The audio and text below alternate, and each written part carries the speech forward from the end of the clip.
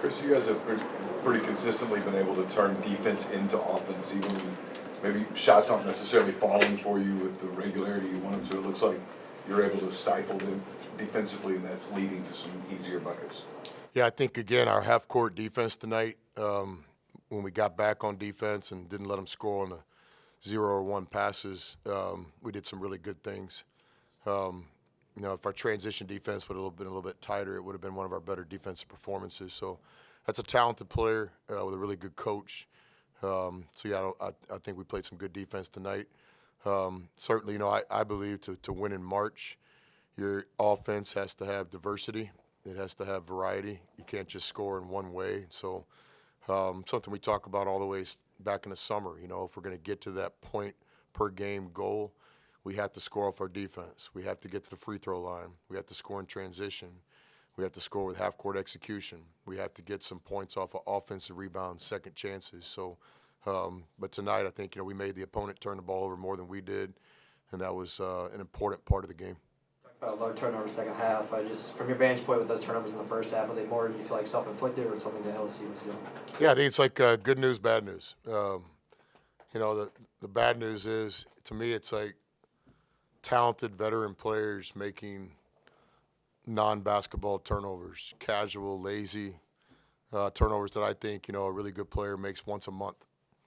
And so the good news is, if we can ever clean that up, if we can cut it in half, if we can have some guys start embracing games. And so, tonight's game with Brakefield, great example. Brake's aggressive. He was prepared to play. He was locked in. He really wanted to win this game. But his 3 first-half turnovers, it's almost like he's trying too much. The baseline out-of-bounds play where he faked the handoff, dribbling into traffic a couple times, and trying to thread a needle on a home run play. We just need base hits. So I've coached some teams before where we needed some home run plays. We needed a certain player to put on his Superman cape, but not this team. We have talented players. Like, if we'll just come out and play the game, have a leading score, different every game, kind of take what the defense gives us. So the turnover game, we call it just basketball turnovers. Those are going to happen. But the non-basketball turnovers, the casual plays, the lazy plays, those are the ones that we're working really hard to try to improve. I mentioned McHale being out. Do you have any kind of an update on how long he's out? Yeah, he's in concussion protocol, and so those things are a lot different than when Keith Carter played. I'll tell you that. I played a little football growing up, and I never heard that word. But no, we got great trainers and great doctors, and McHale is as tough as any player I've ever coached. So he's doing everything he can, doctors, trainers, communicating around the clock. He's progressing in the right direction. So we're hoping he can play sooner than later. And again, just recognizing we've had some people step up during his absence. To win 2 SEC games without McHale, there's something good going on with our team. Chris, 3 straight games where you've had really strong second-half performances. How encouraged are you by that in this league? But what more do you want to see in the first half? Well, I thought the first 4 minutes of tonight's game was a better start. The second 4-minute game, I think it was a 9-0 run, LSU. That was disappointing. But maybe we took a little bit of a step in the right direction tonight. We came out ready to play. And so it's something we talk about. We call winning time the end of the game. We spend a lot of time talking about winning time. And so the first of the game needs to become winning time around here. So I'm trying really hard to get the players to understand that. Chris, with I think 5 guys in double-digit points, just what does it show you what this team is capable of? It's Ole Miss basketball. It's by design. I don't think you can win 6 games in 3 weekends with one dominant leading scorer. You got to have scoring in different ways. If we can play good defense, take care of the ball, and have multiple guys in double figure scoring, then we've proven that we can be more than competitive over the years. Chris, I was thinking back to talking to you after the Memphis game, and when we were talking about rebounding. Since SEC play started, it's been virtually even, one rebound margins. Nothing to hang a banner about, but is that a good spot for this team to be, or at least an okay spot? Maybe we should hang a banner,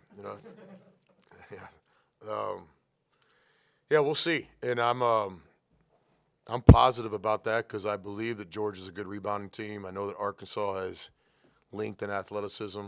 And tonight's LSU's team has some legitimate bigs. I mean, 10 is once in a lifetime athlete. When you get to coach a guy like that, Levin's a hard playing, physical guy.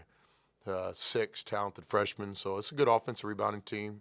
4, I think, from the perimeter. So this team had 3 of the best offensive rebounders in our league, and so I don't know. We'll see how we stack up, but we gotta continue to get better at rebounding. I think the guys are embracing it. As a coach, it's always good to hear during the timeouts the players talking about the things that matter, and so these timeouts are kind of long in college basketball. I don't have 2 minutes worth of content.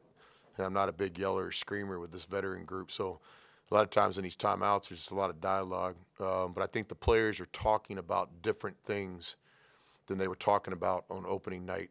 And in my opinion, they're talking about the right things, and one of those being, hey, where are we at with the rebounding game?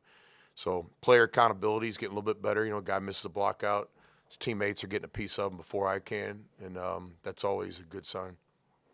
LSU's guards, number 5 and number 1, were pretty inefficient in the second half. Did you do any adjustments to make their lives a little bit more difficult?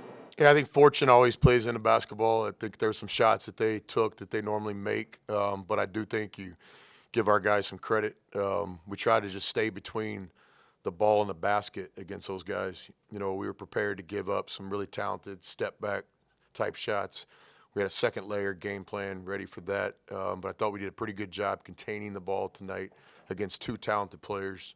Those guys are good one-on-one players. They can create their own shot at any time. So I do think we played some pretty good containment defense at times tonight. Any more questions for Coach? Thanks, sir. Thank you. Thank you.